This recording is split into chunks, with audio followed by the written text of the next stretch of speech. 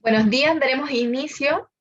a la exposición sobre la investigación de las relaciones entre abogados y medios de comunicación,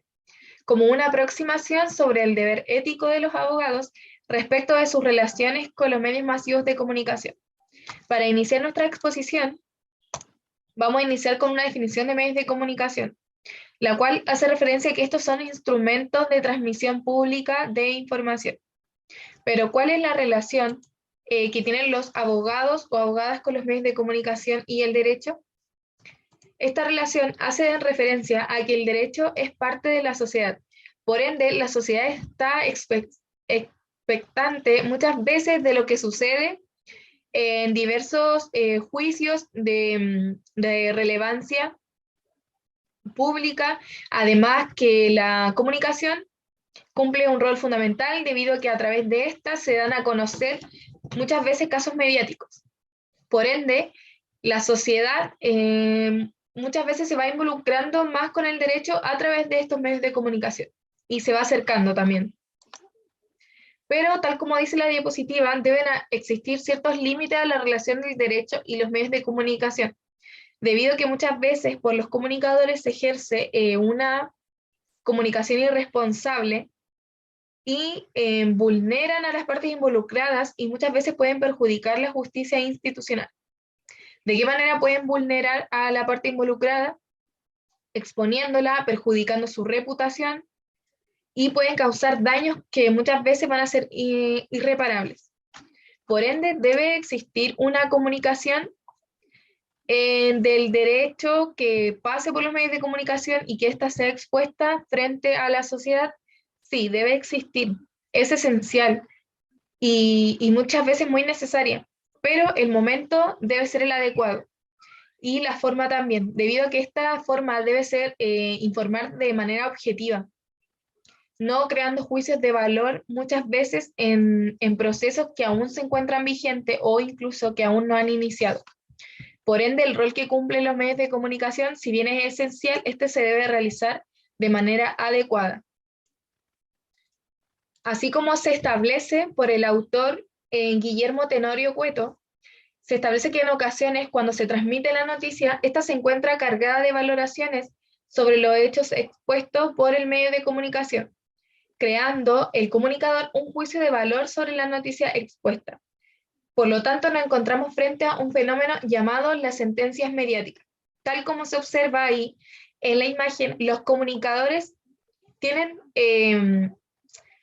a través de un proceso que se encuentra aún vigente, o como lo dije anteriormente, aún no iniciado, empiezan a crear juicios de valor, exponiendo pruebas, valorando esta y muchas veces buscando un posible responsable o culpable.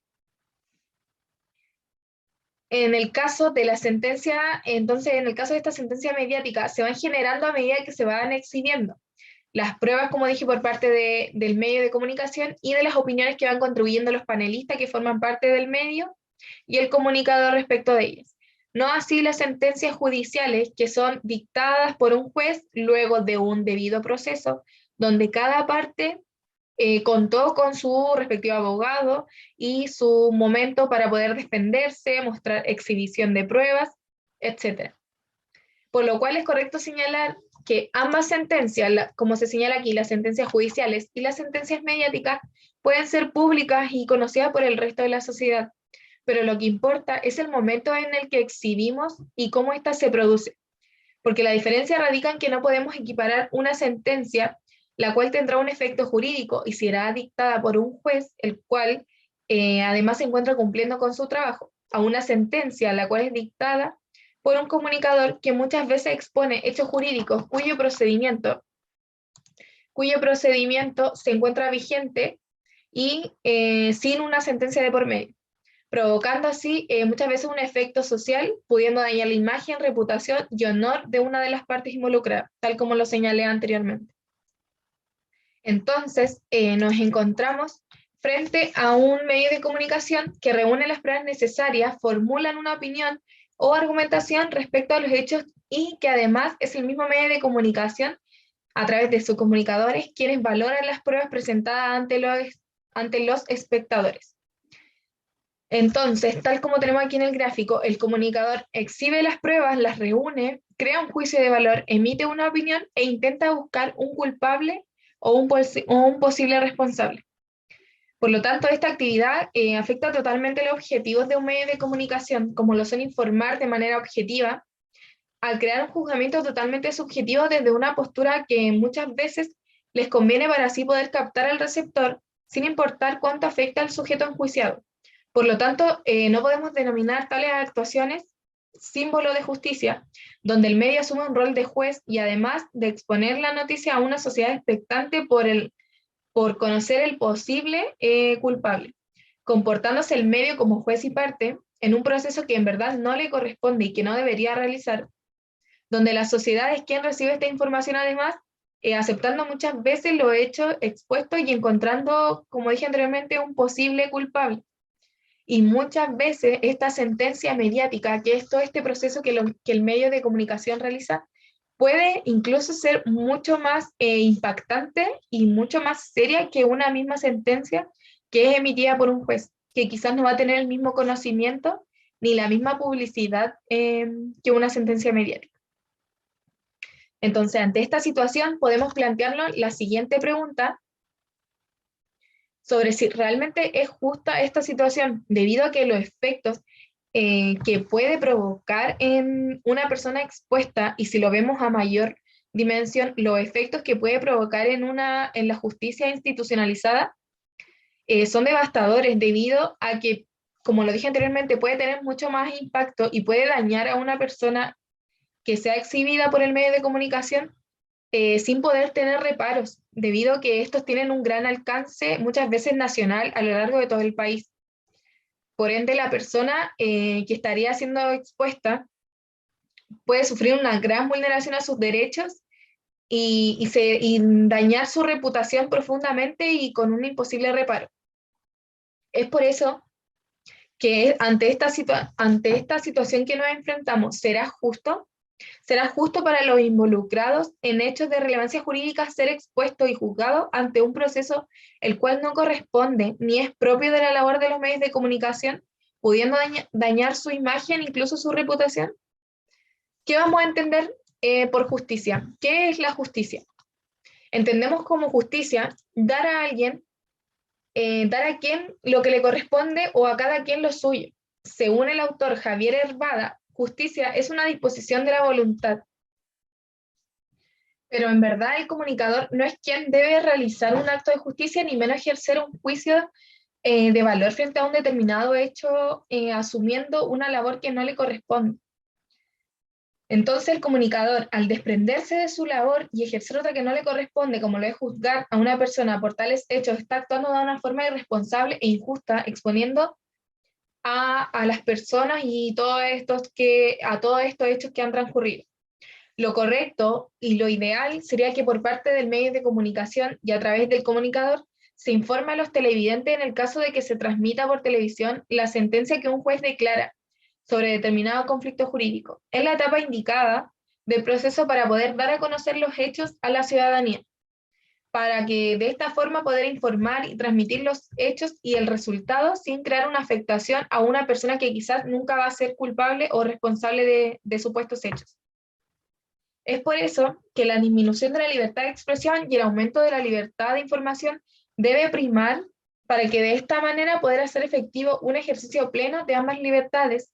para ambas partes en el proceso comunicativo, para así poder también entregar una información mucho más objetiva y sin perjudicar a los intervinientes. Y es aquí donde el abogado respectivo, debe hacer valer los derechos de su representado, debiendo respetar, proteger y cuidar todo tipo de antecedente o información que deben ser exhibidos en un proceso judicial, y no por otros medios, como por ejemplo la televisión. Tal como lo señala el Código de Ética, además, el Código de Ética Profesional del Abogado y Abogada Colegiado, en su título tercero sobre las declaraciones extrajudiciales y relaciones con los medios de comunicación, en su artículo 101, inciso primero, indica que ante los medios de comunicación el abogado debe actuar con veracidad en sus aseveraciones, moderación en su juicio y contar con el consentimiento informado o presunto de su cliente. Es contrario a la ética profesional servirse de los medios de comunicación para el elogio de sí mismo, aún a pretexto de colaborar con ellos o de defender los intereses de su cliente. Es por eso que debe existir un deber ético de los abogados en relación a los medios de comunicación. Y este deber ético se traduce en la veracidad de la información, la confidencialidad y el derecho de rectificación. Entonces, este deber ético del abogado, el primero, de la veracidad de la información, consta de que la verdad y la moderación de la información que se entrega. Este deber puede ser afectado por diversos factores, como lo es el protagonismo del abogado que conlleva el asunto, irresponsablemente filtrando información que no se debiese atender a lo público. Otro factor que puede perjudicar este deber sería hacia las autoridades que conocen del asunto, una presión que se ejerza hacia estas. Otro factor y último factor que puede violentar el deber ético sería incidir en el público para posicionar una preferencia anímica hacia una de las partes en el conflicto. Todos los efectos anteriormente mencionados benefician en absoluto a los medios de comunicación, viéndose perjudicada totalmente la justicia institucional. ¿Por qué es que se benefician los medios de comunicación? Porque a mayor expectación o mayor mediatización de hechos jurídicos, van a tener mayor rating, que esto se traduce en beneficio económico. Por ende, se benefician totalmente de esta situación. El segundo deber ético del abogado consta de la confidencialidad, traduciéndose esta en una exclusión de conocimiento por parte de los demás. Por ende, supone un límite entre los abogados y los medios de comunicación, sin olvidar todos los operadores jurídicos que inciden en el proceso jurídico o asunto en cuestión, los cuales pueden ser funcionarios del Poder Judicial o incluso trabajadores que apoyen la labor del abogado. Y un tercer deber ético del abogado sería el derecho de rectificación. Este tercer deber ético del abogado en torno a los medios de comunicación consta de un derecho humano en donde la rectificación que puede dañar al cliente se torna necesaria dentro del quehacer jurídico, conduciendo a mantener la veracidad de la información dispuesta por los medios de comunicación. Añadir además que este derecho de poder rectificar la información se encuentra señalado en el Código de Ética Profesional del Abogado Colegiado, en el artículo 103, señalando que, no obstante lo dispuesto en el artículo precedente, el abogado podrá formular declaraciones que resulten necesarias para rectificar información difundidas públicamente que puedan tener efectos perjudiciales para su cliente. Por ende, el abogado, las relaciones de los abogados con los medios de comunicación se conducen estrictamente con lo perjudicial que puede ser para su cliente y aún más para la justicia institucional. En conclusión, los medios de comunicación son esenciales ante una sociedad democrática y son necesarios para poder acercar el derecho hacia la sociedad. Pero, como se menciona anteriormente, esto se debe hacer de manera responsable y de manera objetiva, sin el medio de comunicación perder de vista su principal objetivo, el cual es informar, sin pasar a dañar la justicia como una institución seria y que también se regula por ley, y también prevenir, pasar a llevar a las personas que están involucradas en estos procesos, por lo que también se mencionaba anteriormente sobre los daños que pueden llegar a causar. Por lo tanto, es de mayor responsabilidad que los medios de comunicación sepan y visualicen y pongan en práctica sus límites, como así también los abogados contar con una buena práctica profesional con el cliente, una buena relación y cuidando siempre la imagen o los antecedentes que se puedan exponer ante el público y que sean perjudicial totalmente para su cliente. Con esto se da finalización a la presentación, así que muchas gracias.